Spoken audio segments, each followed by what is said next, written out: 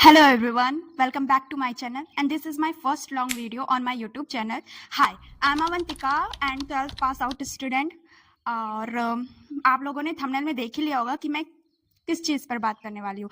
मेरी journey school T means 9th 10th 11th 12th की journey जो थी मेरा इंटर कॉलेज में कैसा गया। हम 9th की बात करते हैं। 9th में मैंने कैसे पढ़ाई की थी।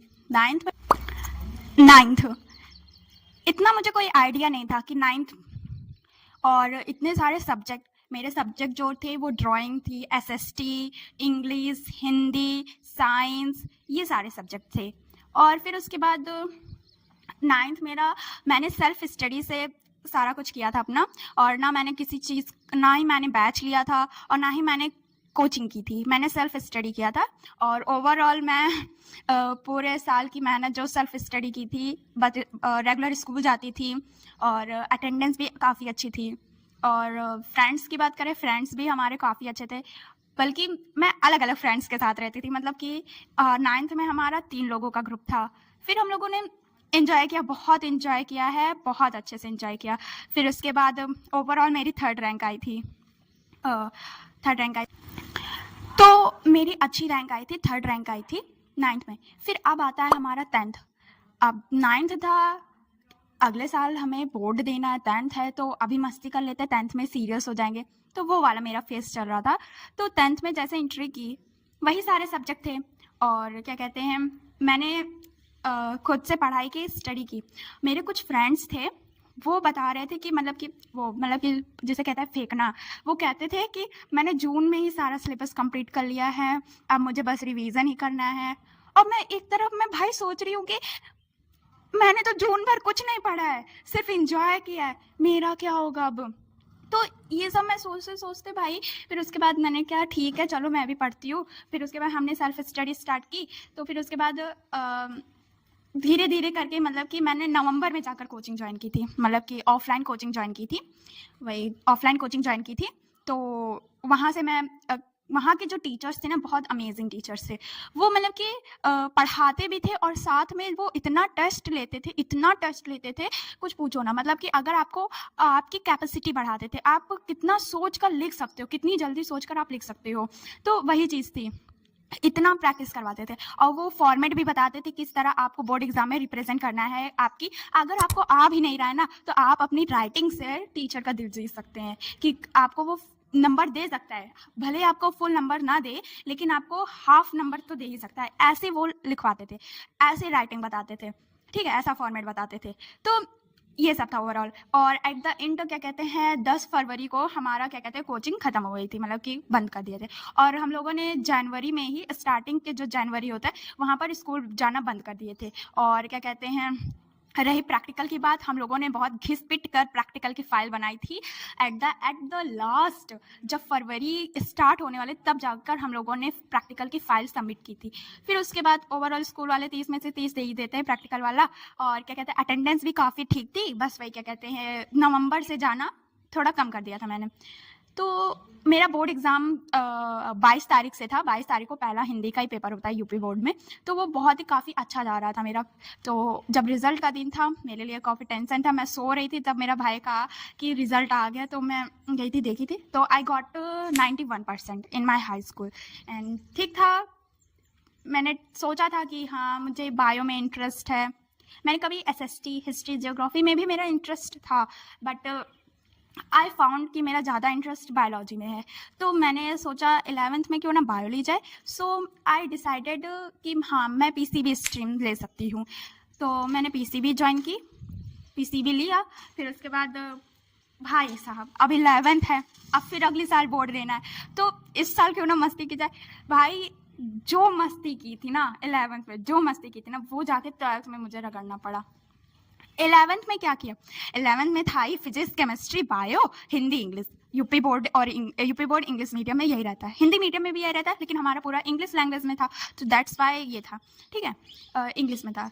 तो हमारे टीचर्स अमेजिंग, मतलब कि जब हम लोगों ने एंटर किया ना, सारे टीचर रफू चक्कर, जितने भी पढ़ाते थे, मतलब जो फिजिक्स वाले सर थे, उनका तहसील में हो गया था, मतलब कि वो लेखपाल हो गए थे। तो ऐसे टीचर्स जो थे वो चले गए थे। तो हमारे नए नए टीचर्स आए हमारे टाइम पे। फिजिक्स में मैम आई, केमिस्ट्री में तो मैम थी ही, और ऑर्गेनिक के टीचर ही नहीं थे। हिंदी की नई मैम आई थी, इंग्लिश की नई मैम आई थी, मतलब कि वो 10th के एंडिंग में आई थी वो दोनों लोग, हिंदी इंग्लिश की। तो ठीक जा रहा था मेरा।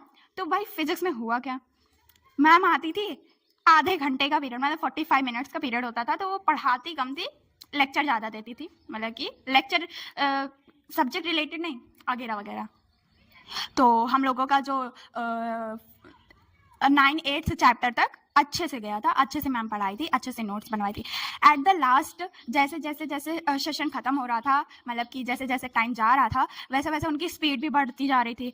भाई हम लोग को सही बताया ना, हम लोग जो फ्लूइड वाला चैप्टर है उसके आगे हम लोगों ने पढ़ा ही नहीं, प्रॉपरली हम लोगों ने पढ़ा ही नहीं, बल्कि मैंने एट द लास्ट मोमेंट पे नोट्स बनाने छोड़ दिए थे। भाई साहब नोट्स बनाने छोड़ दिए थे, ऐसी रफ्तार थी मैम की।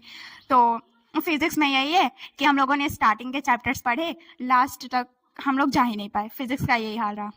अब केमिस्ट्री में मैम का यही ताना रहे कि ऑर्गेनिक के टीचर है ही नहीं, और पूरी केमिस्ट्री मैं पढ़ाऊंगी। और क्या कहते हैं, तो मैम अच्छा पढ़ाती थी, बहुत अच्छा पढ़ाती थी।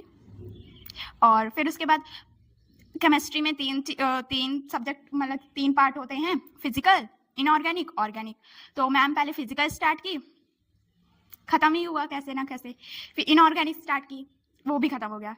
और क्या कहते हैं, फिर उसके बाद आया हमारा ऑर्गेनिक मन से बताओ ना, 11th क्लास में मैं ऑर्गेनिक बिल्कुल भी नहीं पढ़ी थी, ना स्कूल में पढ़ाया गया, ना मैंने खुद से पढ़ा।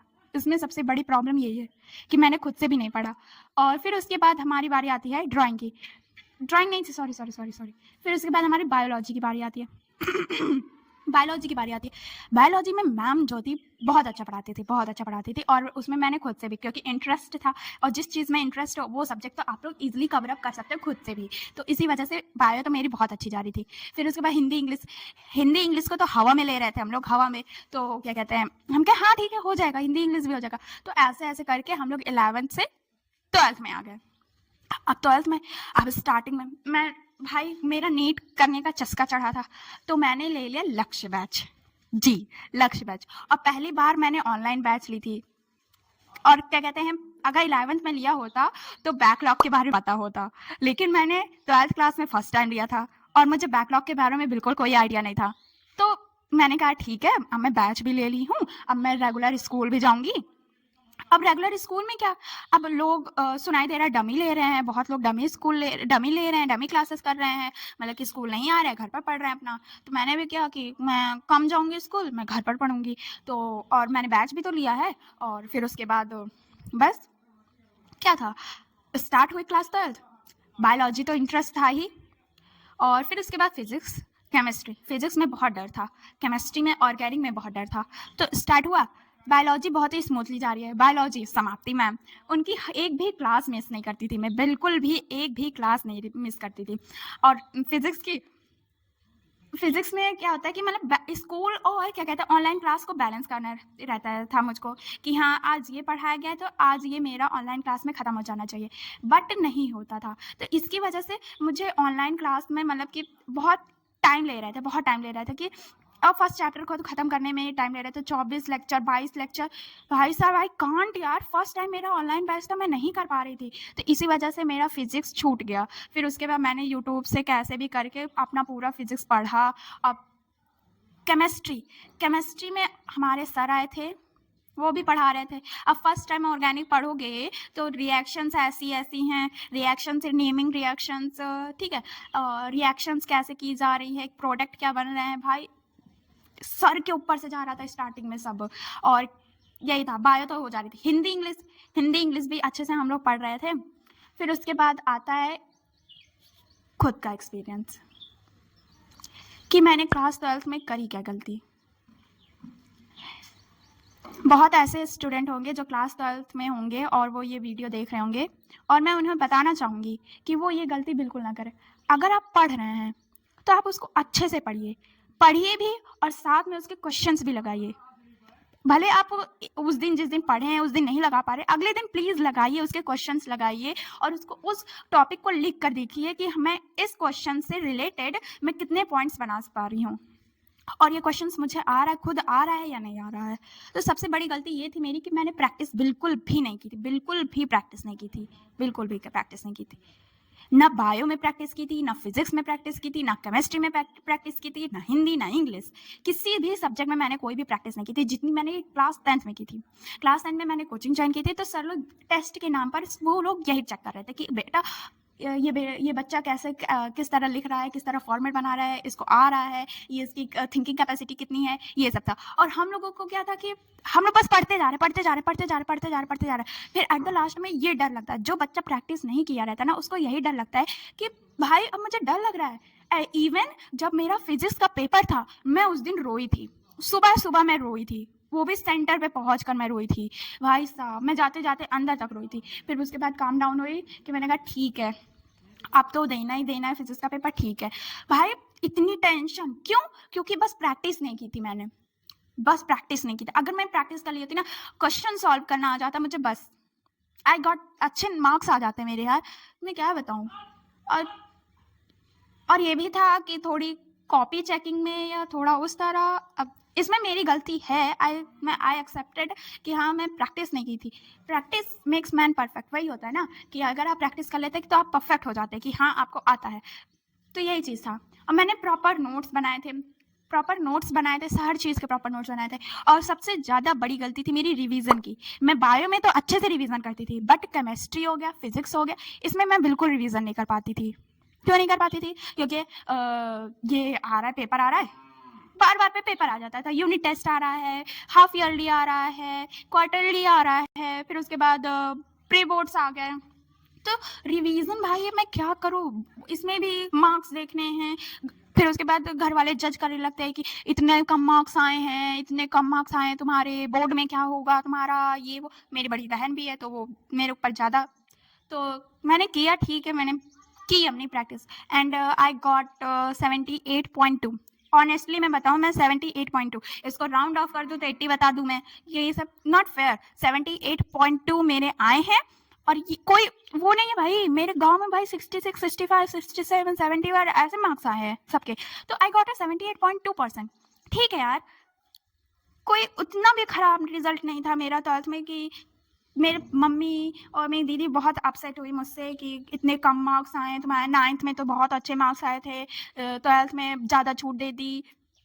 तो अब ये सब सुनने के लिए मिला मुझको, बट आई डिसाइडेड कि ठीक है यार, ठीक है, अच्छे ही आए हैं। और की थी मेहनत, लेकिन कहीं ना कहीं कमी थी, मैं उसको नहीं कर पाई, फुलफिल नहीं कर पाई मैं, जिस वजह से इतने कम मार्क्स आ गए। बट आई ट्रस्ट कि हाँ मुझे कुछ करना है लाइफ में, बस कुछ बनना है। सो ये वीडियो ज़्यादा लंबी हो गई है, और क्या कहते हैं, मैं अपना फ्यूचर का प्लान अपने नेक्स्ट वीडियो में बताऊंगी। Thanks for watching, please like and subscribe my video and subscribe my channel अगर आपको ये वीडियो अच्छी लगी हो। और आने वाले वीडियो में मैं आपको बताऊंगी, मतलब कि क्लास 11 क्लास 12 से रिलेटेड चीज़ें बताऊंगी आपको, और मैं अपने फ्यूचर का प्लान भी आपके साथ शेयर करूंगी नेक्स्ट वीडियो में। सो आप इसलिए मेरा चैनल सब्सक्राइब कर लीजिए। Thanks for watching, bye.